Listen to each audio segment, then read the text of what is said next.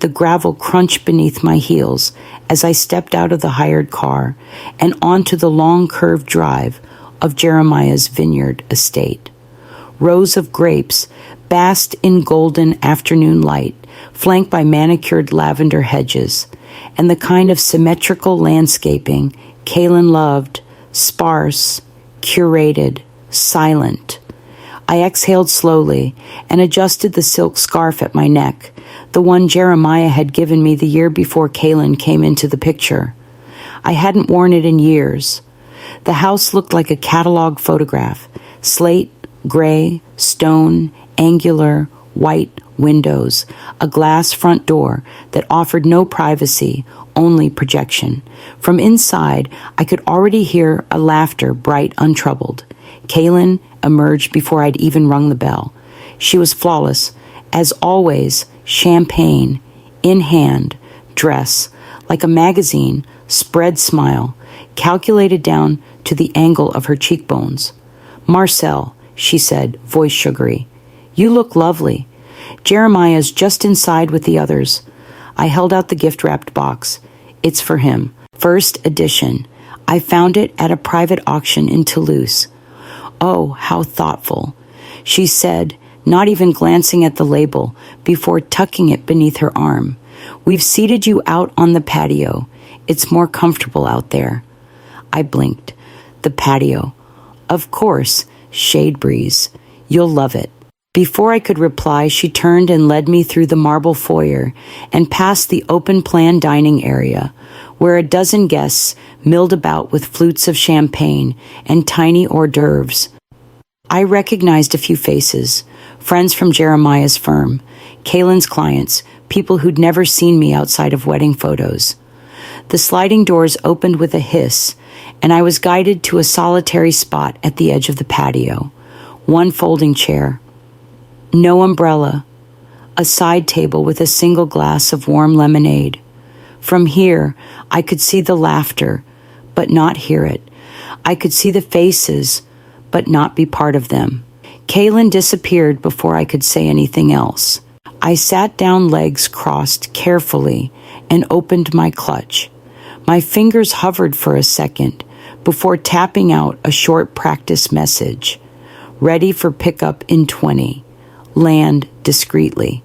Then I locked the screen, set my phone face down on my lap, and looked back through the glass at the party I had once imagined would include me.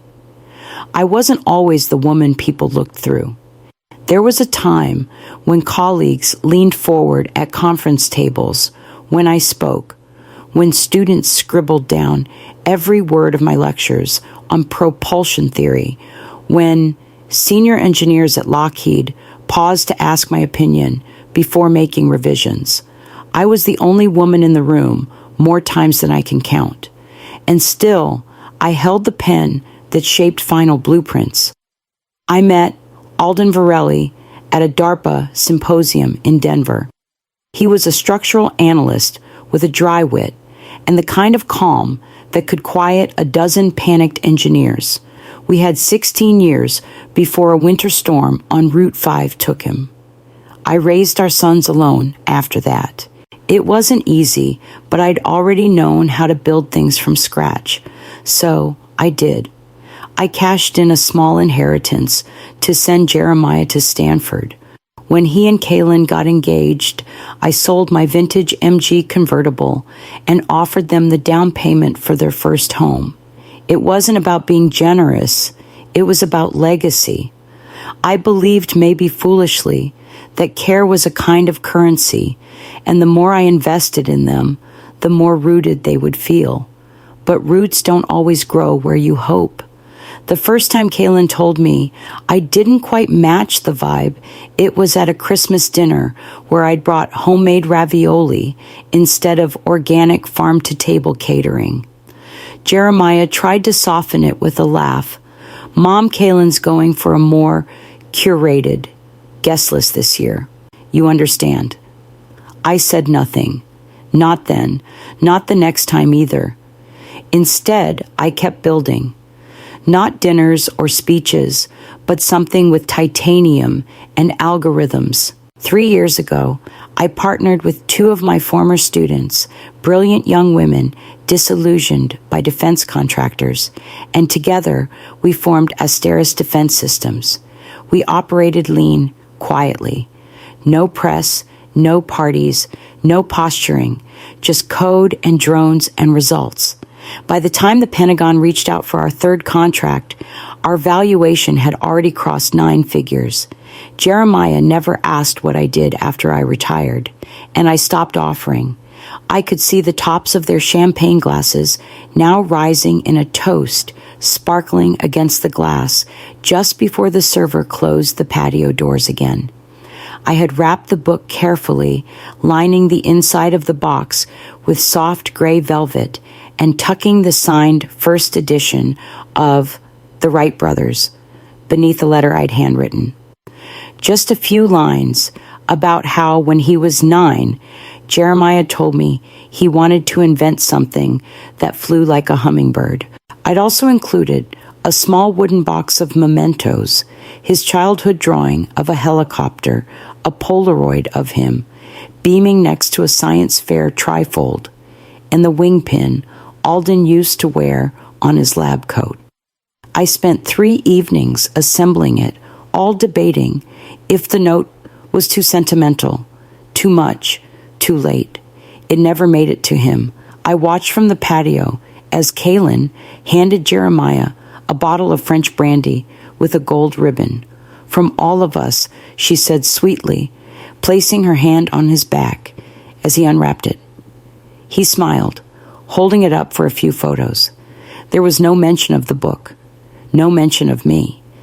That box, the one I'd flown in with and handed to Kaylin at the door, was nowhere in sight. Jeremiah clinked glasses with 3 of his co-workers, nodding along as someone made a joke about scaling something faster than Marcel's email responses. He laughed, eyes shining, not once turning toward the patio. I took another sip of my lemonade, now more tepid than tart, and swallowed hard. The ice had long since melted. The server passed by and didn't stop to ask if I needed anything else. Through the glass, Kaylin leaned toward one of the guests and whispered something. They both glanced toward me and then quickly away. I didn't need to hear it. I'd heard the real thing once years ago, when she thought I was out of earshot.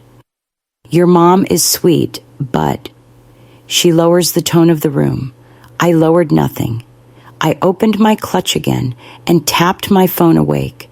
The aircraft icon was now in motion, crawling slowly but steadily toward the pin I dropped on the map. Central clearing, 5 minutes out. 2 weeks earlier, I'd sat at my desk with the RSVP card in one hand and a pencil in the other, unable to commit to either box. Regret had become a reflex by now, one I could anticipate and plan around. Every family event came with its inevitable ache, the knowing glances, the polite dismissals, the way I'd return home and question whether I'd imagined the whole thing. Initially, I told myself I wouldn't go. I had a backlog of engineering reports to review onboarding for a new systems analyst and a meeting in San Francisco with defense liaisons that had been scheduled for the same weekend. But then, as if the universe were testing my resolve, the meeting was pushed to Monday morning. The card was still sitting on the corner of my desk. I marked "Will attend" and dropped it into the outgoing tray before I could change my mind. The morning of the party, Kaylin's text arrived as I was finishing an espresso. Don't forget the dress code is modern minimalist. Nothing too nostalgic. I laughed quietly. Nostalgia was half the point of a birthday, wasn't it? I chose the slate gray jumpsuit I'd worn for the DARPA presentation last spring. Structured, clean lines, quiet, power. The irony wasn't lost on me. Now seated outside in the growing dusk, I watched a server refill the same glass of champagne at the head table 3 times.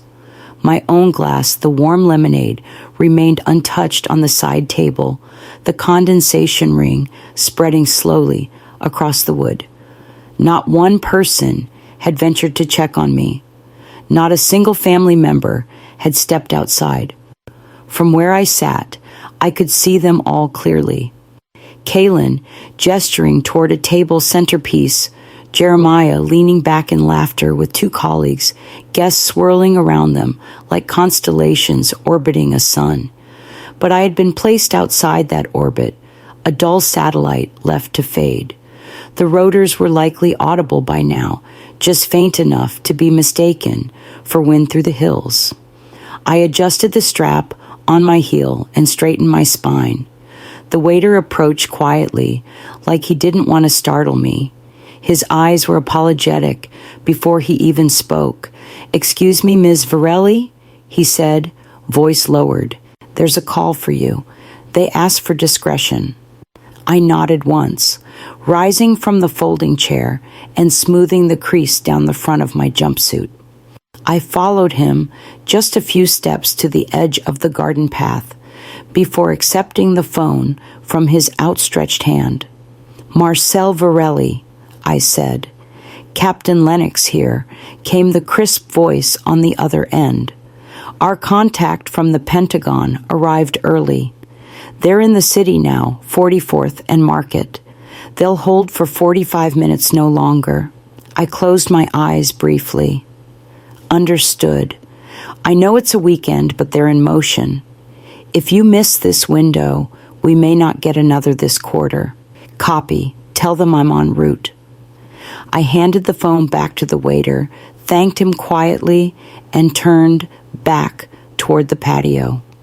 I didn't even make it 2 steps before the glass door slid open.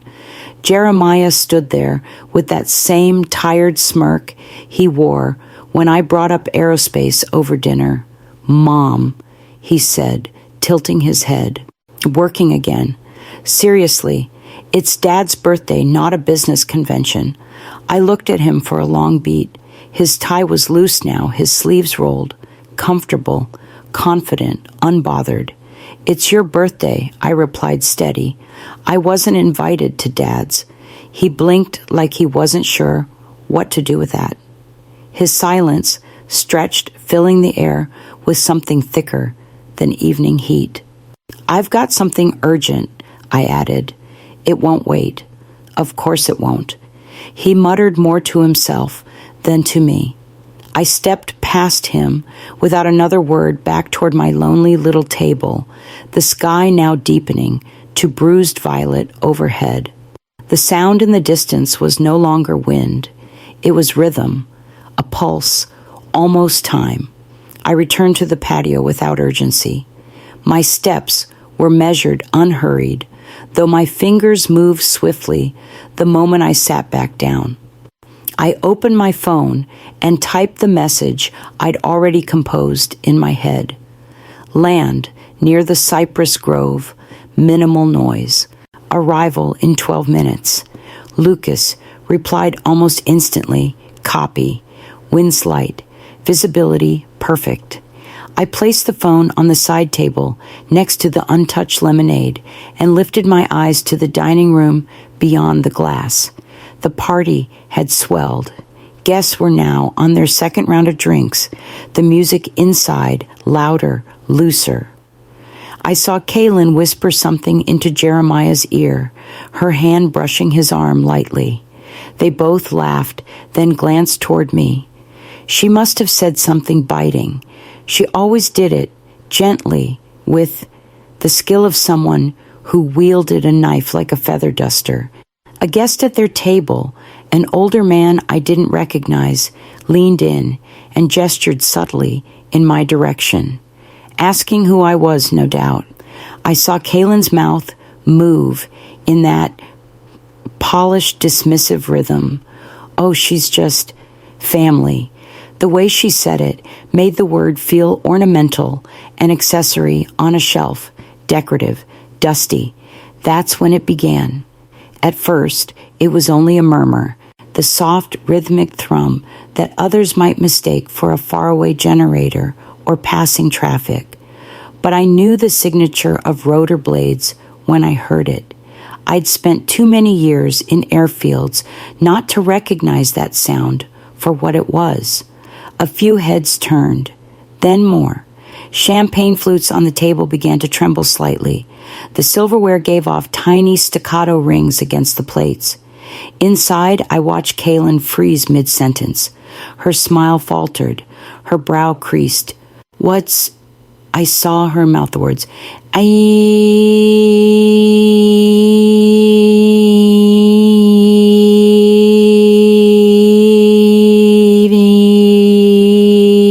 Even Jeremiah looked up now, his expression clouding with something between confusion and irritation. I leaned back in the folding chair, straightened the hem of my jumpsuit, and looked toward the horizon, beyond the cypress trees, where the shadow of the helicopter was just beginning to form. The black silhouette hovered with practiced stillness, slicing through the quiet with a steady rhythm that overtook the party music, the laughter, even the wind. The Asteris logo shimmered faintly beneath the belly of the aircraft light, catching it just enough to be seen, just enough to be understood. I stood slowly. There was no rush. The folding chair creaked softly beneath me as I stepped away, brushing off the back of my slacks with one firm motion. I didn't look around to see who was watching. I didn't need to. I walked the length of the patio, past the potted rosemary and the unused outdoor bar across the lawn that Kaylin had always insisted should remain pristine. The noise grew louder, closer, more present. Kaylin appeared at the edge of the garden path, eyes wide, mouth parted in disbelief. "You're leaving now," she said, voice sharp. "Are you serious?" I stopped beside her, met her eyes, and said evenly, "I've always been serious. You just never looked." Jeremiah emerged behind her confusion, knitted into his features. His jacket was gone, his shirt wrinkled from leaning back in comfort. "Mom," he called out. "What is this?" he asked, like he was entitled to an explanation, as if he hadn't erased me from his own table just 30 minutes earlier. Before I could answer, a figure stepped from behind the hedge, tall-suited, wearing a communications earpiece. "Director Virelli," he said, nodding. "Ready when you are." A murmur rippled through the guests inside. I saw phones rise behind the glass, capturing the moment they couldn't process. The woman on the patio, the helicopter in the background, the man in black calling her director. Kaylin's smile faltered, then vanished completely. I kept walking. I didn't look back as I approached the clearing, the wind from the blades kicking up the edges of my sleeves and loosening the pins in my hair. I stepped through the circle of light cast by the landing skids and reached the open door where Lucas waited with a headset and a steady hand to help me aboard. The door closed behind me with a hiss, muffling the whir of the rotors. I fastened the harness and immediately reached for the tablet Lucas handed me. No small talk, no apologies, just numbers, projections, counterpoints. I reviewed everything with sharp eyes and sharper focus as the city lights blurred beneath us. 10 minutes later, we landed on the rooftop helipad of the high-rise in Soma. The doors opened to Captain Lennox and two of our senior engineers, waiting with briefcases in hand and coffee cups they hadn't had time to finish. I walked with them into the building, bypassing security with one nod from Lennox. They knew who we were. In the conference room, the energy shifted the moment I spoke. I'd been in enough rooms full of men in suits and doubt to recognize it, that subtle pivot from patronizing interest to real attention. I didn't give them time to catch up. I laid out our position with precision integration timelines, cybersecurity protocols, system, redundancy, projected savings. No flourish, no filler. They listened. When the final slide closed, silence held for a beat too long before one of the DoD officials cleared his throat and said, "That's remarkably sound." Captain Lennox leaned closer and whispered, "They were impressed. You didn't just land a deal. You rewrote the conversation." We toasted briefly, nothing extravagant, just a glass of cold water and nods of mutual respect. While my team debriefed and outlined next steps, I slipped into the hallway and checked my phone. Missed calls, 2 voicemails. I played the most recent one on speaker, the echo filling the quiet corridor. "Mom, please call me back. I just saw the news. The helicopter, the company." What is Asteris?" His voice cracked slightly at the end, confused, maybe even a little afraid. I watched the screen go dim in my hand. Inside the room, my team was already planning deployment schedules. The projector was lit again, charts loaded. There were signatures to finalize, people waiting for direction. I stepped back in and picked up the marker from the whiteboard tray. By Monday morning, the video had made the rounds first in group chats, then on Twitter, then on the front page of a gossip site I'd never heard of. The title read, "The Mother-in-Law, Takeoff That Shut Down a Vineyard Birthday."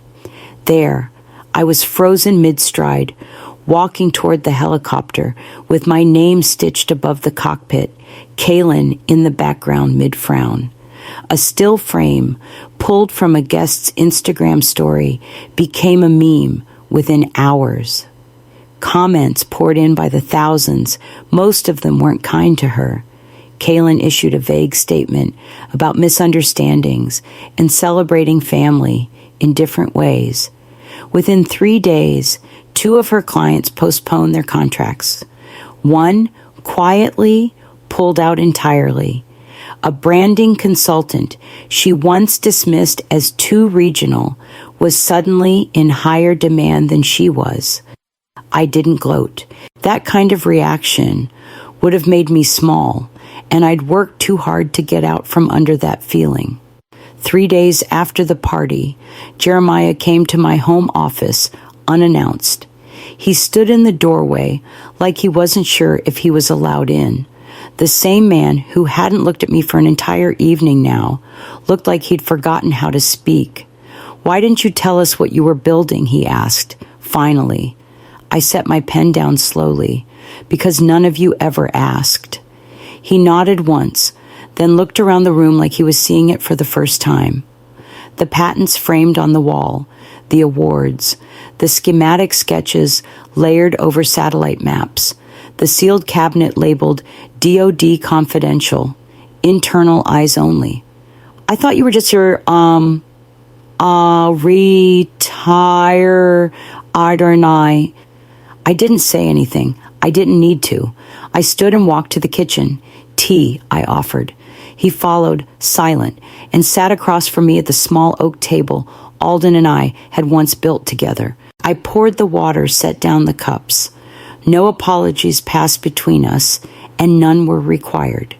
For the first time in years, the silence wasn't hollow. It was beginning to feel like space, the kind you could build something in. The clinking of forks and low waves of laughter warmed the air in my apartment. The long dining table, usually clear and minimalist, now held mismatched glassware casserole dishes and half-drunk bottles of red wine. Asteris team members lounged in chairs pulled from other rooms. Young engineers swapped stories about their first time presenting to military brass, and 2 of my former mentees, now startup founders themselves, debated satellite mapping versus LiDAR for terrain tracking. I didn't host often, but tonight wasn't about formality. It was about belonging. There were no silent glances, No comments about dress codes or seating charts. Just people who saw me for exactly what I was and who didn't need reminding. The flowers arrived just before dessert, a massive arrangement of white tulips, Jeremiah's favorite. No card, no message. I placed the vase out on the balcony without saying anything, the glass door left open to the night air. I didn't need to interpret the gesture. Some things could remain unresolved without being unfinished. Someone refilled my glass, and I rose quietly, lifting it just above shoulder height. The room calmed instinctively.